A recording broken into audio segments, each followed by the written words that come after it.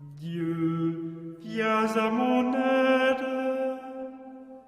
Seigneur, à notre secours. Gloire au Père et au Fils et au Saint-Esprit, au Dieu qui est, qui était et qui vient, pour les siècles des siècles. Amen.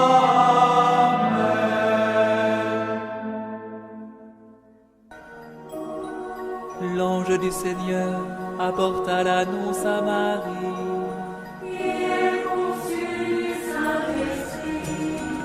Voici la servante du Seigneur. Qu'il me soit fait selon ta parole. Et le Verbe s'est fait chair. Et il a habité parmi nous. Je vous salue, Marie, comblée de grâce. Le Seigneur est avec vous. Vous êtes bénie entre toutes les femmes. Et Jésus, votre enfant, est béni. Sainte Marie, Mère de Dieu, priez pour nous, pauvres pécheurs, maintenant et à l'heure de notre mort. Amen, Amen, Alléluia. Priez pour nous, Sainte Mère de Dieu.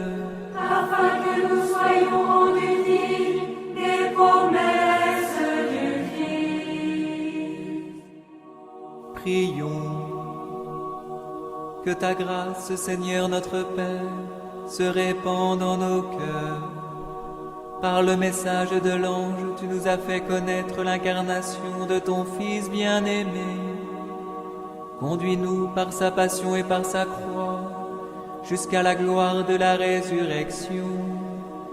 Par Jésus, le Christ, notre Seigneur.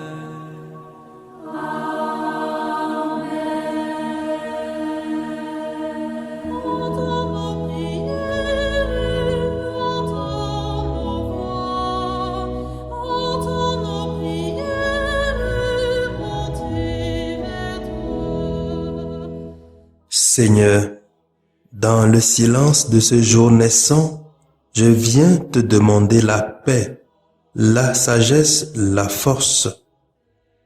Je veux regarder aujourd'hui le monde avec des yeux tout remplis d'amour, être patient, compréhensif, doux et sage, voir au-delà des apparences tes enfants, comme tu les vois toi-même, et ainsi ne voir que le bien en chacun. Ferme mes oreilles à toute calomnie. Garde ma langue de toute malveillance. Que seules les pensées qui bénissent demeurent en mon esprit. Que je sois si bienveillant et si joyeux, que tous ceux qui m'approchent sentent ta présence.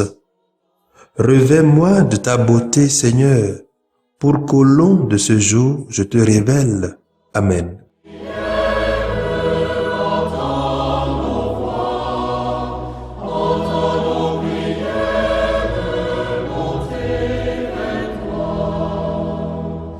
Ils ont marché au pas des siècles vers un pays de joie. Ils ont marché au pas des siècles vers un pays de joie. Ils ont marché vers la lumière pour habiter la joie.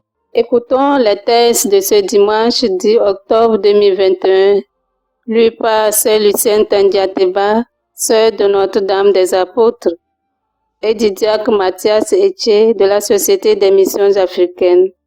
Commenté par le Père Noël Batona de la Société des Missions Africaines. Surtout ne faites pas de bruit, on marche sur la route, on marche dans la nuit. Écoute les pas du Seigneur vers toi, il marche sur ta route, il marche près de toi. Lecture du livre de la sagesse.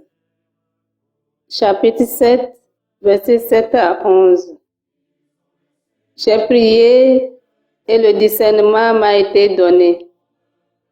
J'ai supplié et l'esprit de la sagesse est venu en moi. Je l'ai préféré au trône et au spectre. À côté d'elle, j'ai tenu pour rien la richesse. Je ne l'ai pas comparée à la pierre la plus précieuse. Tout l'or du monde auprès d'elle n'est qu'un peu de sable, et en face d'elle, l'argent sera regardé comme de la boue. Puisque de la santé et la beauté, je l'ai aimée. Je l'ai choisie de préférence à la lumière, parce que sa clarté ne s'éteint pas. Tous les biens me sont venus avec elle, et par ses mains, une richesse incalculable. Parole du Seigneur. Nous rendons grâce à Dieu.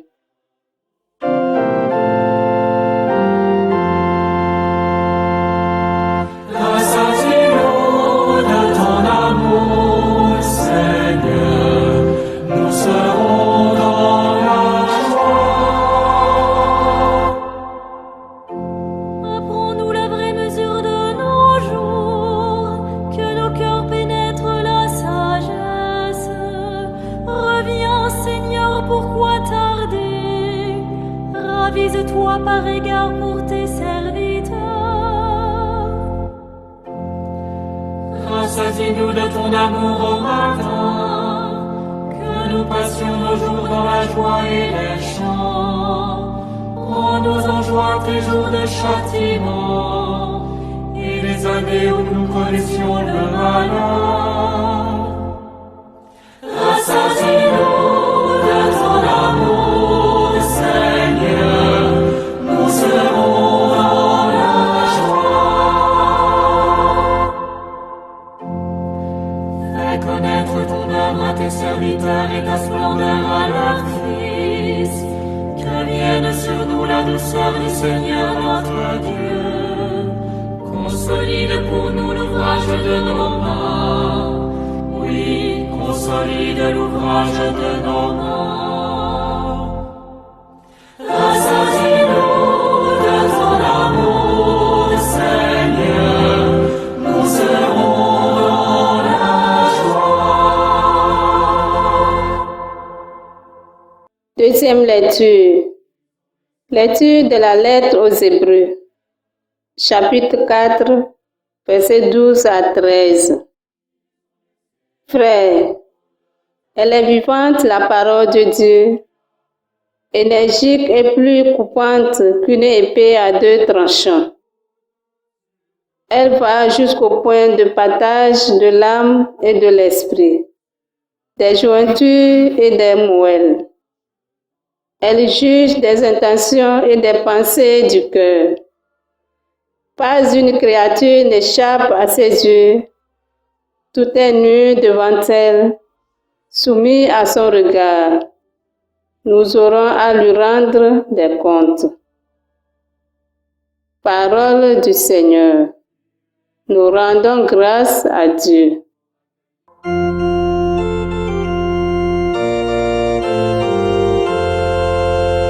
Alléluia, Alléluia, Alléluia.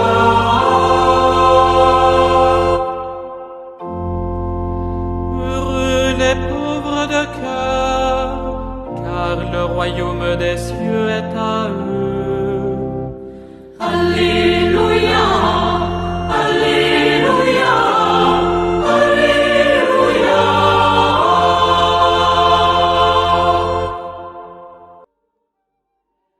Le Seigneur soit avec vous et avec votre esprit. Évangile de Jésus-Christ selon saint Marc, chapitre 10, versets 17 à 27. En ce temps-là, Jésus se mettait en route quand un homme accourut et tomba à ses genoux, lui demanda, « Bon maître, que dois-je faire pour avoir la vie éternelle en héritage ?» Jésus lui dit, « Pourquoi dire que je suis bon? Personne n'est bon, sinon Dieu seul. Tu connais les commandements. Ne commets pas de meurtre. Ne commets pas d'adultère. Ne commets pas de vol. Ne porte pas de faux témoignages. Ne fais de tort à personne. Honore ton père et ta mère. » L'homme répondit, « Maître, tout cela, je l'ai observé depuis ma jeunesse. » Jésus posa son regard sur lui et il l'aima. Il lui dit, « Une seule chose te manque. Va, vends ce que tu as et donne-le aux pauvres. Alors, tu auras un trésor au ciel. Puis, viens, suis-moi. » Mais lui, à ces mots, devint sombre et s'en alla tout triste, car il avait de grands biens. Alors, Jésus regarda autour de lui et dit à ses disciples, « Comme il sera difficile à ceux qui possèdent des richesses d'entrer dans le royaume de Dieu. » Les disciples étaient stupéfaits de ces paroles. Jésus, reprenant la parole, leur dit, « Mes enfants, comme il est difficile d'entrer dans le royaume de Dieu, il est plus facile à un chameau de passer par le trou d'une aiguille qu'à un riche d'entrer dans le royaume de Dieu. » De plus en plus déconcertés, les disciples demandaient entre eux, « Mais alors, qui peut être sauvé? » Jésus les regarde et dit, « Pour les hommes, c'est impossible, mais pas pour Dieu, car tout est possible à Dieu. » Acclamons la parole de Dieu.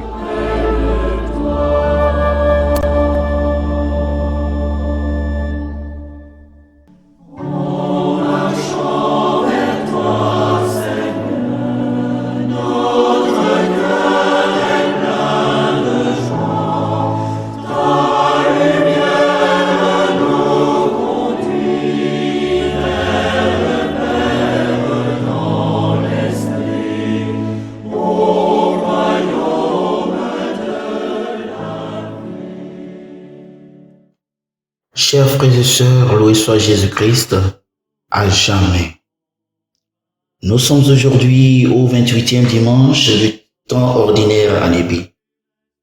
En ce dimanche, nous pouvons prendre pour thème du jour « Va, vends tout ce dont tu possèdes ».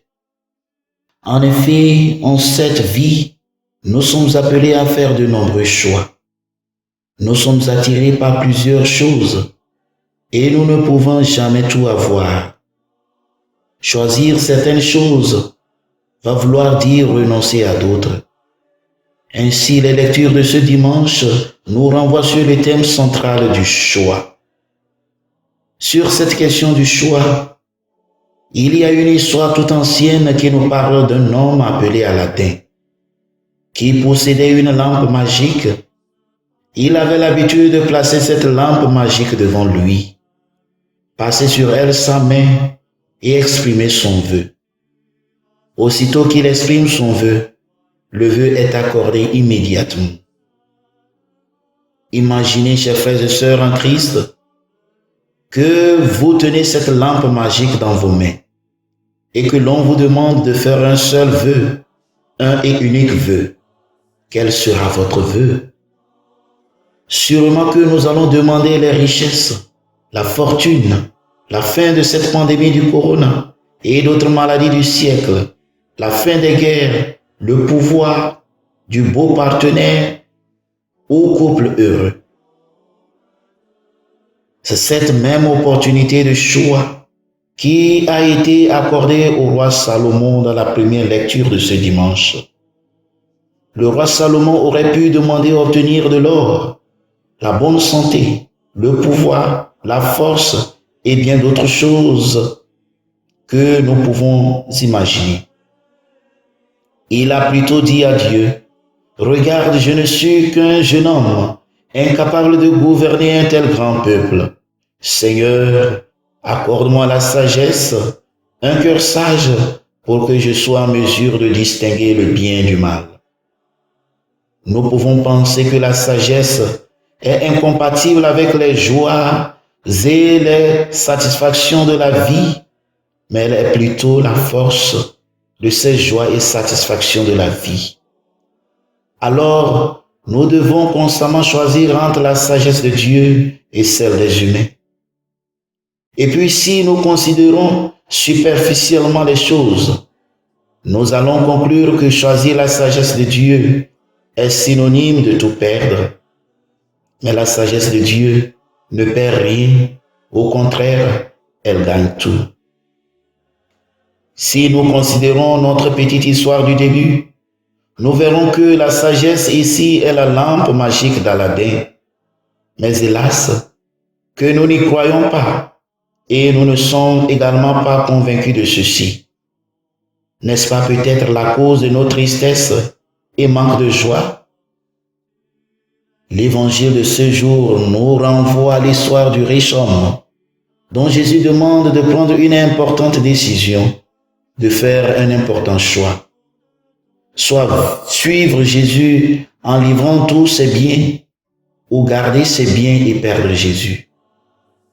Ici, chers frères et sœurs, l'évangéliste veut nous faire savoir que pour suivre le Christ, nous devons avoir le courage de faire des sacrifices d'abandon. C'est-à-dire que nous devons chercher à perdre ce qui a moins de valeur en vue d'obtenir ce qui a plus de valeur. Pour alors obtenir le royaume de Dieu, nous devons posséder cette sagesse divine qui nous guide vers le plan de Dieu.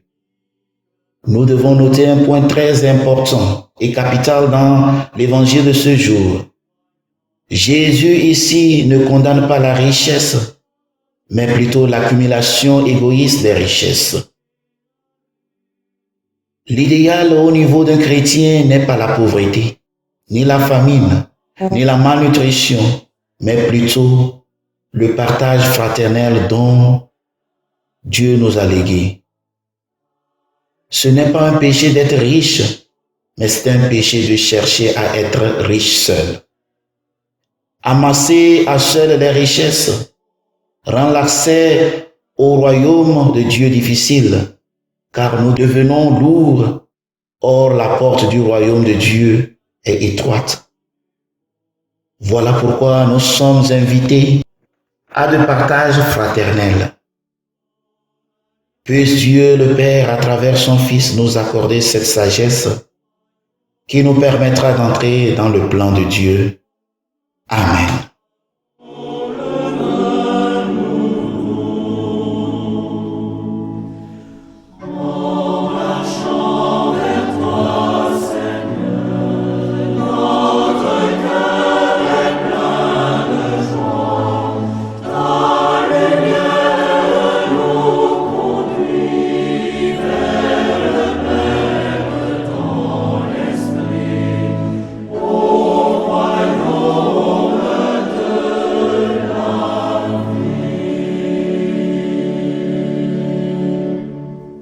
Le Seigneur soit avec vous et avec votre esprit.